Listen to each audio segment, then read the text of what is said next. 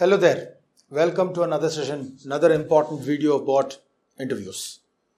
The module that we're going to discuss today is a very important one, which is also an elimination round in most of the interviews.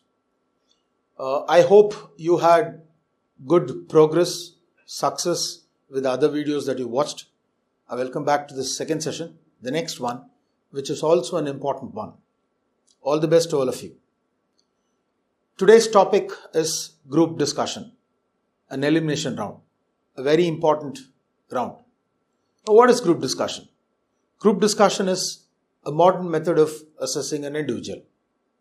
Personally, it is understood about how you behave in a group, your team capabilities, how well you can speak when you're in a group, and how well you can take leadership. You speak though you're in a group, you listen well though in a group. Now, this is both a technique, an art as well, a comprehensive tool to judge worthiness of an individual and his appropriateness for the job. Now, group discussion is been there for a long time. This was once upon a time used as an selection round. Right now, extensively used as an elimination round.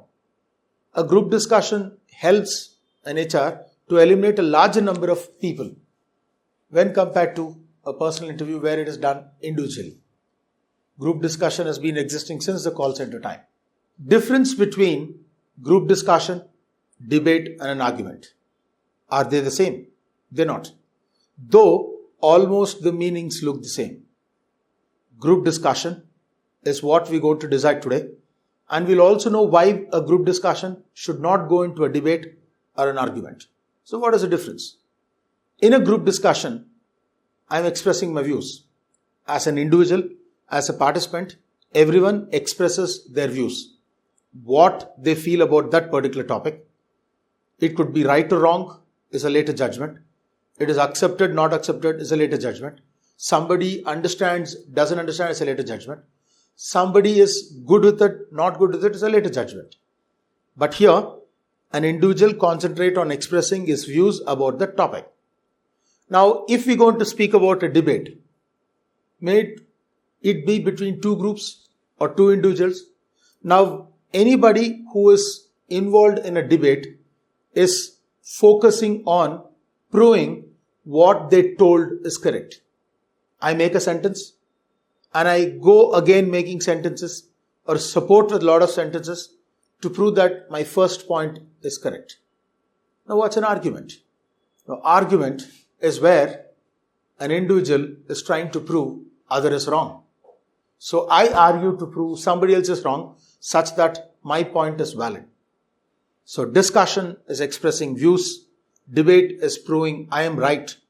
An argument is proving you're wrong. There are basically three types of group discussion. One is called as informative group discussion, also known as factual group discussion. Second is called polar group discussion or controversial group discussion. Third is called abstract group discussion. Now let's individually understand what each one of them mean. What is an informative or a factual group discussion? It is an existing fact. It is an existing thought process, an existing module where we're going to speak about our views about that particular module. Now, irrespective of whether somebody is buying my view or not, I'm just expressing my view about that factual thing available. Now, what's a polar topic or a controversial topic? Let's take. Now, polar is, let's give that example, North Pole versus South Pole, a versus topic. Anywhere when I have two different topics to be against each other, that we call as controversial or polar topics. The third one is an abstract topic. An abstract is something that I pick one particular thought process from one point and build another thought from that particular point. Now, we will go ahead and understand that we will go in detail or with some examples about what are informative, what are polar and what are abstract topics. Some examples of informative group discussion. You can see it on the slides. It says, Clean India movement. Is it just a movement or a change of attitude of people? The next one is IPL. boon or bane? Match fixing. Cricketers to be blamed? Do we need smart cities or smart laws? Is banning beef justified? Some of the examples of informative group discussion. The next example that we're going to speak about is called as polar group discussion. As we said, a versus topic. Example, love marriage versus arranged marriage. Age-old topic that we've been discussing from a long time. Second, bulb versus tube light. Smart work versus hard work. Religion versus science. Vegetarian versus non-vegetarian. Some of the examples of polar group discussion. Please pause, have a look at the slide, understand them. We'll go into detail more about what the topics are. The third in the types of group discussion, the next one is abstract group discussion. Necessity is the mother of all invention. Metaphors. Or every dog has its day. Every cloud has its silver lining. Honesty is the best policy. As the crow flies. Some simple topics that we normally see. Please pause the slides, have a look about it and understand. We'll discuss in future. Now let's go understand how a group discussion is done. We will call them prerequisites or a real group discussion. Now the term suggests a discussion amongst a group. It could be 8, 10, 12 or 15 people. Normally, it is about how you express your views freely in a group. Frankly speaking, in a friendly manner or a topic of current issue. Within a time limit of 12, 15 or 30 minutes, the abilities of the members in a group is analyzed, judged. This is how a group discussion normally happens. Prerequisites of a group discussion. Topics are given by the panelist. The HR who is presiding over the group discussion is given. Now we don't have a choice to say yes or no to topic. There were times when people could have told an yes or a no to topic. But today, since group discussion is considered to be an elimination round, it is the panelist or the HR who's presiding, who's evaluating, who's the moderator, selects the topics and you'll have to speak on that. It's very important that you plan and before that you would have prepared for this. So group discussion is not going to happen overnight. Group discussion is not something that suddenly you decide to participate and you want to do it. There needs a lot of educating yourself. There needs a lot of learning and reading that is necessary for you to be successful in a group discussion. So plan well, prepare well and execute it. Knowledge with self-confidence. Self-confidence is something that you're not born with. It is something that you inculcate.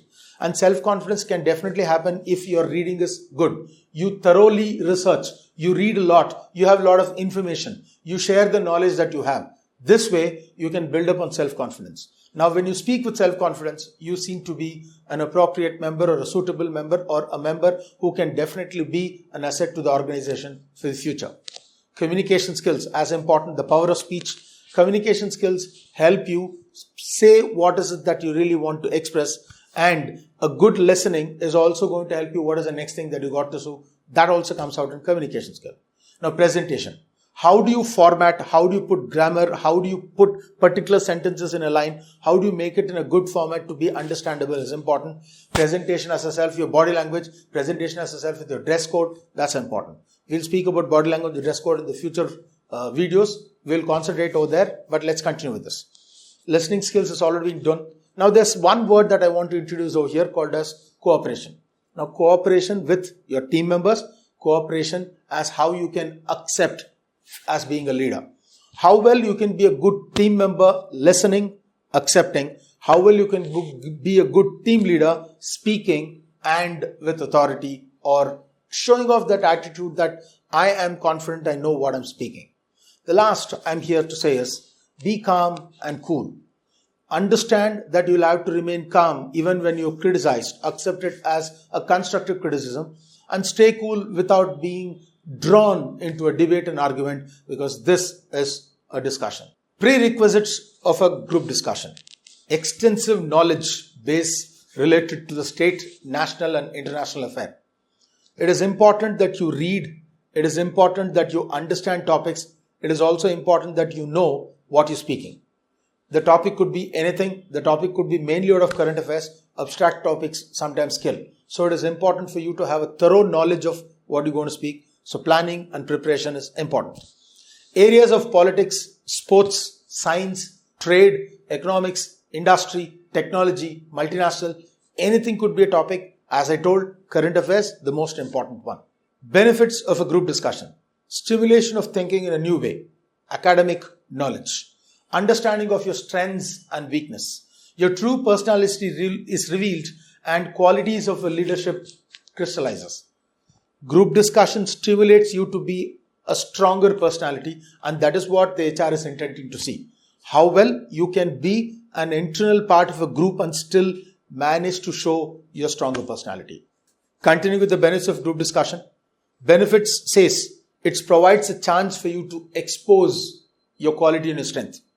It provides a chance to show off your language skills, your leadership skills, your people handling skills, teamwork. It shows your expanse of the knowledge that you have.